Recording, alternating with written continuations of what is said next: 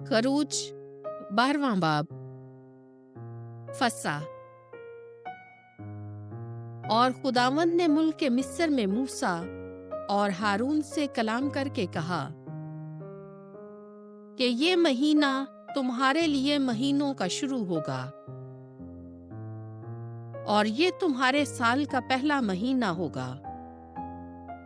इस्राएल की सारी जमात से तुम कलाम करो और कहो कि इस महीने के 10वें दिन हर एक मर्द अपने आबाई खानदान के मुताबिक घर पीछे एक बर्रा ले,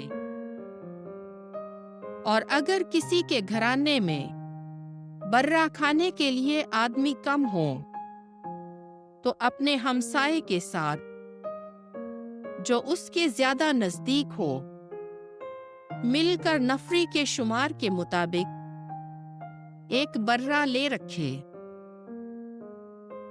तुम हर एक आदमी के खाने की मिकदार के मुताबिक बर्रे का हिसाब लगाना, और तुम्हारा बर्रा बेदाग नर 1 साल का होगा,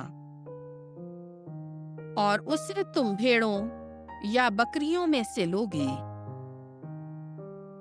और तुम उसे इस महीने के 14वें दिन तक अपने पास महफूज रखो। तब बनी इस्राएल की कुल जमात शाम के वक्त उसे ज़बा करे और वो उसके खून में से ले और उससे उन घरों की जिसमें उसे खाएं, दहलीज के दोनों तरफ और ऊपर की चौखट पर लगा दें, और उसका गोश्त आग से भुना हुआ उसी रात खाएं, पतीरी रोटी और कड़वी तरकारियों के साथ इसे खाएं। तुम उसे कच्चा ना खाओ और ना पानी में उबाला हुआ, बल्कि सब कुछ यानी उसका सर, माँ उसके पांव और अंतड़ियों के आग पर भुना हुआ हो। और तुम सुबह तक उसमें से कुछ न छोड़ो, और अगर सुबह तक कुछ बच रहे तो उसे आग से जलाओ। और तुम उसे इस तरह खाना कि तुम्हारी कमरें बंदी हो, जूतियां तुम्हारे पाँव में और लाठियां तुम्हारे हाथों में हो, और उसे जल्दी से खा लेना, क्योंकि ये खुदावंद की गुजरान है। और मैं उस रात मिस्र की जमीन में से गुजरूंगा और मुल्क के मिस्र के सब पहलौठे आदमियों के और चौपायों के मारूंगा, और मिस्रियों के सब माबूदों पर कज़ा जारी करूंगा। मैं खुदावंद हूं। और वो खून उन घरों के लिए जिनके अंदर तुम हो तुम्हारा निशान होगा, और मैं खून देखकर तुमसे गुजर जाऊंगा। और जब मैं मुल्क मिस्र को मारूंगा तो वबा हलाक करने के लिए तुम पर न आएगी।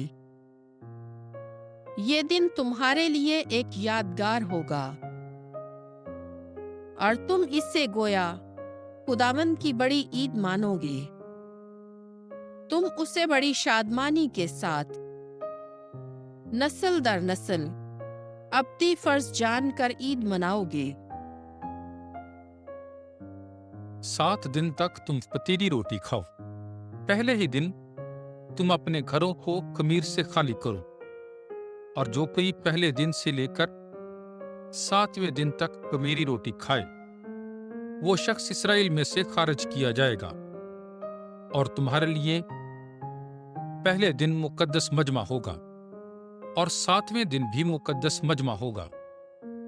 उनमें कुछ काम ना किया जाए, लेकिन वही जो हर एक के खाने के वास्ते है, सिर्फ वही किया जाएगा। और तुम ये ईद फतीर करते रहना, क्योंकि मैंने खास इसी दिन में तुम्हारे लश्करों को मुल्क मिस्र से बाहर निकाला। और तुम इस दिन को पुश्त दर पुश्त अब्दी फर्ज मनाते रहना। पहले महीने के 14वें दिन की शाम से महीने के 21वें दिन की शाम तक तुम फतीरी रोटी खाओ। 7 दिन तक तुम्हारे घरों में खमीर ना पाया जाए, क्योंकि जो कोई खमीर खाएगा वो शख्स इसराइल की जमात में से खारिज किया जाएगा, खा वो परदेसी हो और खा मुल्क में पैदा हुआ हो। तुम कोई खमीरी चीज मत खाओ, बल्कि अपने सब मस्कनों में फतीरी रोटी खाओ। तब मूसा ने इसराइल के सारे बुजुर्गों को बुलाया और उनसे कहा, जाओ और अपने घरानों के मुताबिक बर्रे लो और फसा ज़बा करो, और जूफे का मुट्ठा लेकर उस खून में जो बासन में है डुबो, और बासन के खून में से अपने दरवाजे की दहलीज के दोनों तरफ और ऊपर की चौखट पर छिड़को, और अपने घर के दरवाजे से कोई सुबह तक बाहर न जाए। और खुदावंद मिस्रियों के मारने के लिए आएगा, और जब खून को दरवाजे की दहलीज के दोनों तरफ और ऊपर की चौखट पर देखेगा तो दरवाजे पर से गुजर जाएगा, और हलाक करने वाले को मारने के लिए तुम्हारे घरों के अंदर दाखिल होने ना देगा। और इस अमर को फर्ज के तौर पर अपने लिए और अपने बेटों के लिए हमेशा के लिए मनाओ। और जब तुम उस मुल्क में दाखिल हो जो खुदावंद अपने कौल के मुताबिक तुम्हें देगा, तो इस इबादत को मनाओ। और जब तुम्हारा बेटा तुमसे कहे कि इस इबादत से तुम्हारी क्या मुराद है, तो तुम कहो कि ये कुर्बानी खुदावंद की फसा है, जो मिस्र में बनी इसराइल के घरों से गुजर गया, जिस वक्त उसने मिस्रियों को मारा और हमारे घरों को बचाया। तब लोगों ने जमीन पर गिरकर सजदा किया, और बनी इसराइल चले गए, और उन्होंने वैसा ही किया जैसा खुदावंद ने मूसा और हारून से फरमाया था। 10वीं आफत, पहलौठों का कत्ल। और जब आधी रात हुई तो खुदावंद ने मुल्क के मिस्र के सब पहलौठों को, फिरौन के पहलौठे से लेकर जो तख्त पर बैठता था, उस कैदी के पहलौठे तक जो कैद खाने में था, और चौपाइयों के सब पहलौठों को हलाक किया।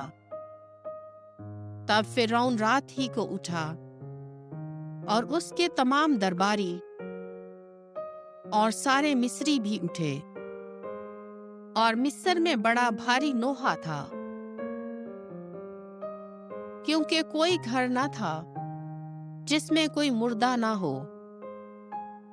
तब उसने मूसा और हारून को रात के वक्त ही बुलाया और कहा कि उठो, और तुम दोनों और बनी इसराइल मेरे लोगों के दरमियान से निकल जाओ।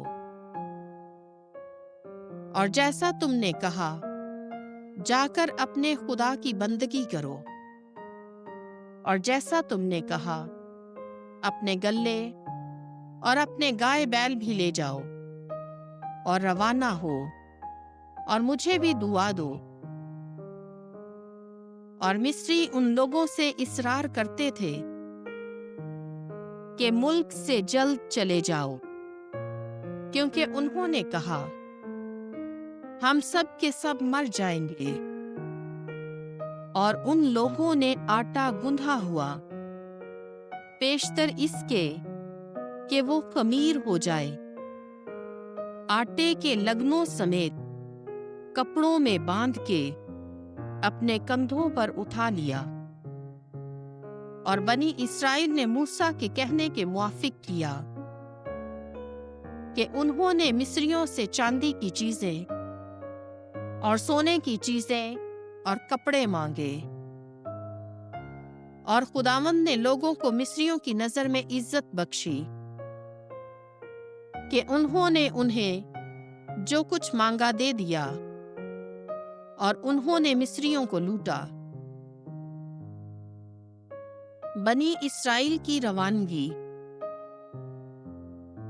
تب بنی اسرائیل نے رمسیس سے سکوت کی طرف کوچ کیا اور بال بچوں کو چھوڑ کر پیدل مرد تقریباً 6 لاکھ تھے، اور ایک بڑا انبو بھی ان کے ساتھ گیا، اور گلے اور گائے بیل اور مواشی کثیر تعداد میں، اور انہوں نے اس گوندھے ہوئے آٹے کی فطیری روٹیاں پکائیں جو وہ مصر سے لے کر نکلے تھے، کیونکہ خمیر نہ تھا،